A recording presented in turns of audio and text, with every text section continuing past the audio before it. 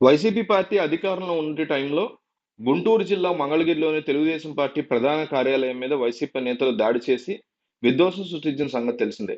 అయితే అప్పట్లో వైసీపీ అధికారంలో ఉండడంతో వారి మీద ఎలాంటి కేసులు నమోదు కాలేదు.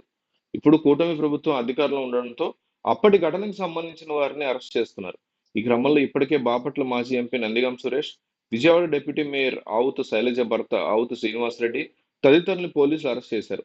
ఇదే ఘటనలో నిందితులుగా ఉన్న విజయవాడ తూర్పు నియోజకవర్గ YCP in-charge Devineni Avinash, YCP ఎమ్మెల్సీలు తలసల రఘురాం, లేళ్ల అప్పిరెడ్డి తదితరులు తమకు ముందస్తు బెయిల్ ఇవ్వాలని ఏపీ హైకోర్టును ఆశ్రయించగా హైకోర్టు తిరస్కరించింది.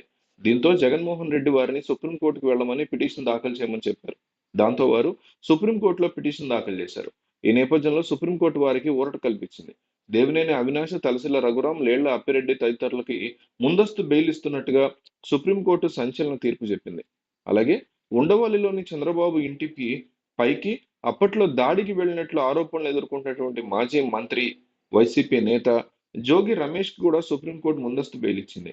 జోగి రమేష్ కూడా ముందు హైకోర్టును ఆశ్రయించారు. అయితే ముందస్తు బెయిల్ ఇవ్వడానికి హైకోర్టు అంగీకరించకపోవడంతో సుప్రీంకోర్టును ఆశ్రయించారు. ఈ నేపథ్యంలో జోగి రమేష్ కి కూడా సుప్రీంకోర్టు ముందస్తు బెయిల్ ఇచ్చింది. ముందస్తు బెయిల్ ఇచ్చిన సందర్భంగా సుప్రీంకోర్టు వైసీపీ నేతలకి పలు రకాల కండిషన్స్ అంటే ఆంక్షలు పెట్టింది. వారు తమ పాస్‌పోర్ట్‌లను పోలీసులకు అందజేయాలని, అలాగే దర్యాప్తుకి పూర్తిగా సహకరించాలని ఆదేశాలిచ్చింది. ఈ కేసులో తదుపరి విచారణ నవంబర్ 4వ తేదీకి కోర్టు వాయిదా వేసింది.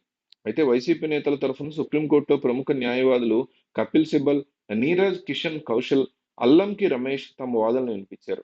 2021లో టీడీపీ కార్యాలయం మీద దాడి జరిగినప్పుడు అక్కడ వైసీపీ నేతలెవరూ లేరని కోర్టుకు నివేదించారు. కూటమి ప్రభుత్వం రాగానే కక్ష సాధించడంలో భాగంగానే వైసీపీ నేతల మీద కక్ష పెట్టిందని తెలిపారు. ఘటన జరిగిన 3 ఏళ్ల తర్వాత ఈ కేసులో కొత్తగా కేసులు పెడుతున్నారని అభ్యంతరం వ్యక్తం చేశారు. స్వల్ప ఘటనకి 307 లాంటి హత్యాయత్నం కింద కేసులు పెట్టారని కోర్టు దృష్టికి తెచ్చారు. ఈ నేపథ్యంలో రాష్ట్ర ప్రభుత్వ కక్ష సాధింపు చర్యల నుంచి వైసీపీ నేతలకు రక్షణ కల్పించాలని సుప్రీంకోర్టును వారు కోరారు. ఈ వాదనలతో ఏకీభవించిన సుప్రీంకోర్టు వైసీపీ నేతలకు ముందస్తు బెయిల్ మంజూరు చేస్తూ తీర్పిచ్చింది.